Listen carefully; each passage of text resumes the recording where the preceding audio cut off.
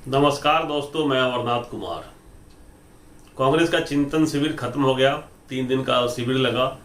आपस में सब लोगों ने डिस्कस कर लिया कि हम जीतेंगे। परिवार से एक सदस्य को टिकट दिया जाएगा, दूसरे को टिकट चाहिए तो काम करना पड़ेगा। सब कुछ अपना चिंतन करके निकल लिए। लोगों से कनेक्ट होना है, ये कहा गया है, लेकिन कनेक्ट किन लोगों से होना है, कैसे होना है, ये नहीं हुआ। आप लोगों ने भी देखा कि भाई क्या हुआ, जीतेंगे कैसे, वोट किससे लेंगे। सवाल ऐसे भी आए ट्विटर पे, सोशल मीडिया पे। लोगों ने पूछा कि चिंतन शिविर तो हो गया, वोट कौन देगा, वोट किससे लेना है, ये तो डिस्कस हुआ नहीं। इस पे चिंतन शिविर नहीं हुआ कि कांग्रेस हारती क्यों है, कांग्रेस को वोट कोई क्यों नहीं देना चाहता है। इस पर कोई चिंतन शिविर नहीं हुआ। असली कारण मैं बताता हूं कि क्या प्रॉब्लम है। कांग्रेस को ब्राह्मण वोट नहीं करती है देश की, सवर्ण भी नहीं कर रहे हैं। आज के दिन में यह हाल है कि सवर्ण कांग्रेस को वोट नहीं करते हैं और वैश्य भी कांग्रेस को वोट नहीं करते हैं। जो भाजपा का कोर वोटर है, ब्राह्मण, क्षत्रिय, वैश्य और उसमें श्रीवास्तव भी है, जो सवर्ण कैटेगरी के लोग हैं, वो वोट नहीं करते कांग्रेस को। इन सब की आबादी आपस में मिलकर 24% के करीब है और बाकी भाजपा दलितों में सेंध लगा के जीत रही है, उनको चावल राशन के नाम पे, चाहे उनको गुमराह करके। तो कांग्रेस जीतेगी कैसे? कांग्रेस का कोर वोटर है कहां पे? कांग्रेस को सवर्ण वोट करेंगे नहीं, कांग्रेस को ब्राह्मण वोट करेंगे नहीं, क्षत्रिय वोट करेंगे नहीं, वैश्य करेंगे नहीं, दलित करेंगे नहीं, तो जीतेंगे कैसे? मुस्लिम, कुछ राज्यों में मुस्लिम भी कांग्रेस के साथ नहीं है, तो कैसे जीतेंगे, कनेक्ट कैसे होंगे? इस पर कभी विचार नहीं किया गया। और लोग कांग्रेस से क्यों दूर हुए, इस पर भी विचार नहीं हुआ। कांग्रेस के साथ मुस्लिम था 100%, ब्राह्मण भी थे और दूसरी जातियां भी, लेकिन वो कैसे चले गए, छिटक गए। क्यों छिटक गए, किसकी गलती से छिटका, ये नहीं सोचा। ये आरएसएस की प्लानिंग थी काफी दिनों से। इनकी प्लानिंग एक दिन का नहीं होता, हजारों साल की प्लानिंग होती है। उन्होंने धीरे धीरे कांग्रेस में अपने लोगों को लगाया और उन लोगों ने ऐसा माहौल क्रिएट किया कांग्रेस के अंदर जिसके कारण दलित छिटक गए। दलितों को यह कहा गया कि कांग्रेस ने बाबा साहब अम्बेडकर के साथ धोखा दिया, उनको मरवा दिया। यहां तक कि सुनने को मिला कि उनको मरवा दिया, जबकि मरवाने में भी आरएसएस के लोगों का हाथ था। तो बाबा साहब नहीं मरते, सच्चाई यह है।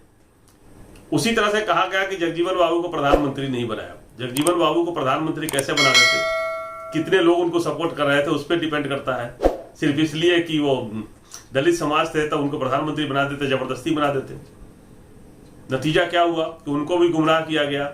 मीरा कुमार जी भी शादी कर लिए क्षत्रिय से, सवर्ण से, तो उनके घर में भी लोग घुस गए और इस तरह से माहौल क्रिएट किया गया। दलितों को यह बताया गया कि कांग्रेस दलित विरोधी है, जबकि कांग्रेस ने सबसे ज्यादा दलितों के लिए काम किया। जितने भी आरक्षण शुरू से जहां से भी आया, तो आरक्षण को भी यह कहा कि बाबा साहब ने आरक्षण दिलाया। अरे बाबा साहब ने नहीं दिलाया। अगर कांग्रेस नहीं चाहती तो बाबा साहब आरक्षण कहां से लेके आ जाते? तो कांग्रेस ने दिया। जितने भी दलित के लिए काम हुआ आज तक, चाहे हरिजन थाना हुआ, सब कुछ हुआ, कांग्रेस ने दिया। लेकिन दलितों को बताया गया कि कांग्रेस तुम्हारा विरोधी है। और आरएसएस को, लोगों को कांग्रेस के नीति से दुश्मनी, वो मुस्लिम, दलित, पिछड़े सबको एक साथ लेके क्यों चल रहा है। कांग्रेस की नीति रही है सबको एक साथ लेके चलने का शुरू से ही। तो धीरे धीरे घुस के उस नीति को तोड़ने के लिए लोगों में जातीय मतभेद किया गया, लोगों को जातियों के नाम पे लड़ा दिया गया। दलितों को कुछ और बोला, मुस्लिमों को बोला कि कांग्रेस तो भागलपुर दंगा करा दिया जी, तुम्हें सुरक्षा नहीं देती है। 2-4 दंगा हुआ भी, और दंगा हुआ तो आरएसएस के मुख्यमंत्री था। मैं यही कहूंगा, खुल के कहता हूं, कांग्रेस में रहते हुए भी दंगा हुआ तो मुख्यमंत्री आरएसएस का मुख्यमंत्री था। एक राज्य का मुख्यमंत्री जब चाह लेगा तो उस राज्य में दंगा नहीं हो सकता, चाहे कोई भी हो। भागवत झा आजाद मुख्यमंत्री थे, भागवत झा आजाद, भागलपुर दंगा उसी समय हुआ था। उन्हीं का लड़का है कीर्ति आजाद, जो बीजेपी के साथ चले गए थे और बाद में फिर कांग्रेस में आए और फिर से भी बीजेपी में है। कांग्रेस को बदनाम करने में बाद के तीन मुख्यमंत्रियों का ज्यादा योगदान है। बिंदेश्वरी दुबे, भागवत झा आजाद और जगन्नाथ मिश्रा, ये बिहार की बात कर रहा हूं मैं। उन्होंने वहां पे दलित विरोधी काम किया, दलितों को जोड़ के नहीं रखा। सबको यही संदेश गया कि ये तो बाबा है, ब्राह्मण की पार्टी है, भुइयारों की पार्टी है, ब्राह्मण की पार्टी है, भुइयारों की पार्टी है। तो ये संदेश गया जिसके कारण भी दलित वहां से पिछड़ा और निकल गया। और यूपी में नारायण दत्त तिवारी जी, तो इन्होंने भी वैसा ही काम किया। तो उनके साथ ऐसे लोग जुड़ गए जिससे दलितों को छिटक गया था। दलितों का नुकसान ही हुआ है कांग्रेस से हटने के बाद। उस समय से दलितों का कुछ मिला नहीं। बीच में लालू यादव मुख्यमंत्री बने, मुलायम सिंह यादव बने, तो कुछ दलितों का कल्याण हुआ, मायावती बनी तो कुछ किया होगा, क्या हुआ नहीं हुआ, लेकिन उन्हीं नीतियों पर आरक्षण था तो उनको नौकरी मिली, सब कुछ हुआ। लेकिन अभी दलितों का नुकसान हुआ है काफी। पिछले 15 से 16 सालों में मैं देख रहा हूं कि धीरे धीरे दलितों का नुकसान हुआ, मुस्लिमों का नुकसान हुआ, पिछड़ों का नुकसान हुआ। अभी पूरी तरह से सवर्ण हावी है, जिसमें आरएसएस के लोग हैं, सारे सवर्ण नहीं, मैक्सिमम सवर्ण अभी भी संघर्ष कर रहे हैं, नौकरी के लिए रोड हैं, पछता रहे हैं, भाजपा को हटाना चाह रहे हैं। लेकिन 95% सवर्ण जो है अभी भाजपा के साथ है। तो कांग्रेस कैसे वोट लेगी? मैं 3 राज्यों की बात कर रहा हूं, यूपी, बिहार, मध्य प्रदेश का हिस्सा और उत्तराखंड भी कहिए, 4 राज्य ले लीजिए। इन राज्यों में जातिवादी वर्ण व्यवस्था चरम पे है और यहां अगर वोट लेना पड़ेगा तो कांग्रेस को जाके कनेक्ट करना पड़ेगा दलित के साथ, मुस्लिम के साथ, पिछड़ों के साथ। यही वोट करेंगे तो कांग्रेस जीत सकते हैं। आज भी दलित जब नजर उठा के देखता है, राहुल गांधी के साथ पूरा देश का मुस्लिम अभी राहुल गांधी को वोट करके जिताना चाहता है, प्रधानमंत्री बनाना चाहता है राहुल गांधी को। यहां तक कि बंगाल का मुस्लिम भी ममता जी को वोट नहीं करेगा लोकसभा चुनाव में, वो राहुल गांधी को वोट करेंगे। जो मेरा सूत्र के हिसाब से पता चला है, लोगों से जब बात की है तो पता चला है। लेकिन उसके लिए सिर्फ मुस्लिम वोट से जीत जाएंगे? नहीं जीतेंगे। उसके लिए दलितों का वोट चाहिए, पिछड़ों का वोट चाहिए और सवर्ण का जो 2-3% है वो तो मिलेगा 100% नहीं मिलेगा। ये चाह रहे हैं कि हम ब्राह्मणों का वोट ले लेंगे, नहीं मिलेगा, अभी नहीं मिलेगा।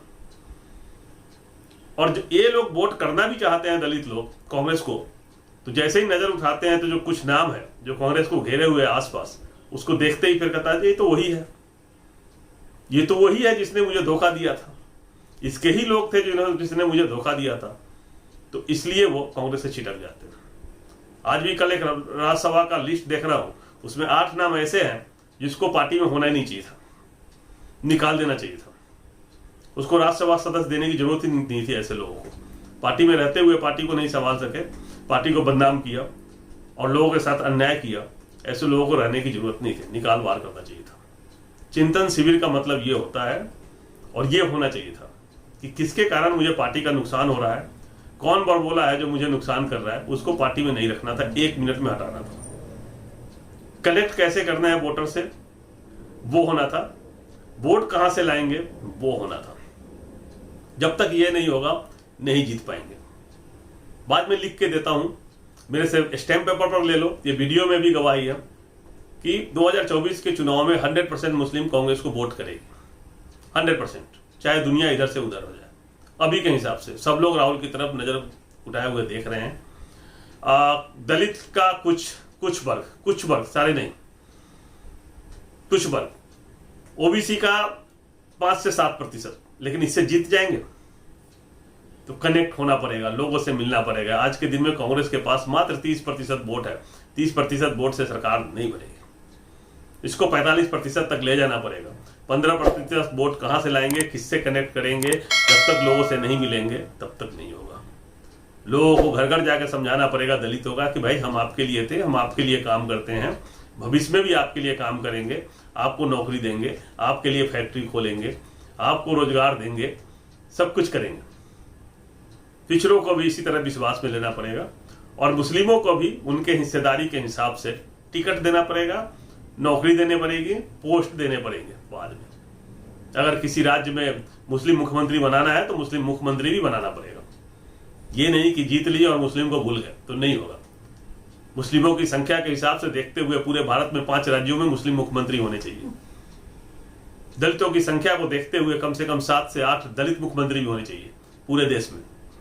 उसी तरह से ओबीसी की संख्या को देखते हुए ओबीसी का मुख्यमंत्री बनाइए और फिर देखिए कैसे नहीं जीतते हैं। और इसके लिए आपको पहले ही डिक्लेयर करना पड़ेगा। चुनाव के 3 महीने पंजाब की तरह आप करेंगे तो नहीं होगा कि हमने दे दिया दलित मुख्यमंत्री। आप अभी से बोलिए कि इस राज्य में मेरा मुख्यमंत्री ये होगा, इस राज्य में ये होगा, चाहे ये उप मुख्यमंत्री होगा। आप ये पैटर्न रखिए, एक राज्य का जो सबसे ज्यादा जिसकी संख्या है उसको मुख्यमंत्री बनाइए और 2 उप मुख्यमंत्री बनाइए, इसमें एक दलित और एक मुस्लिम भी रखिए। क्यों नहीं जीतेंगे? फॉर्मूला है। लोग आपसे तभी जुड़ेंगे जब उनको लगेगा कि मेरे लिए कुछ हो रहा है। आपने एक परिवार एक टिकट तो कह दिया, लेकिन एक परिवार एक टिकट कैसे मिलेगा? क्यों मिलेगा? जब परिवार को ही टिकट मिलेगा तो कितनी सीटें हैं एमएलए की और एमपी की? तो कार्यकर्ता क्या करेगा? कार्यकर्ता क्यों जुड़ेगा आपसे जब परिवार ही बनेगा? हर बार कितना संख्या है, राज्यसभा लोकसभा मिला लीजिए, एमएलए की मिला लीजिए, तो हर एमएलए तो आपका जीता हुआ जितने भी है वो दूसरे को आने नहीं देगा, परिवार को ही रखेगा। तो परफॉर्मेंस के आधार पर टिकट देना चाहिए था। जिस एमएलए ने ढंग से काम नहीं किया, वो चाहे परिवार हो चाहे कोई हो, तुम्हारी जरूरत नहीं है, गेट लॉस्ट। तुमने काम नहीं किया, लोकप्रियता तुम्हारी खत्म हो गई, तुम बाहर जाओ, तुम्हारी जरूरत नहीं। कांग्रेस नेताओं को जातिवादी छोड़ के, धर्म छोड़ के मानव के रूप में लोगों के बीच जाना पड़ेगा और ऐसे लोगों को लोगों के बीच में भेजना पड़ेगा जो मानव बन के जाए और मानव के रूप में जाए। ऐसे लोगों को मत भेजे जिसको देखते ही नफरत होती है, जिसको देखने से लोगों में लोग भड़क जाते हैं देखते ही, फिर वोट नहीं मिलेगा।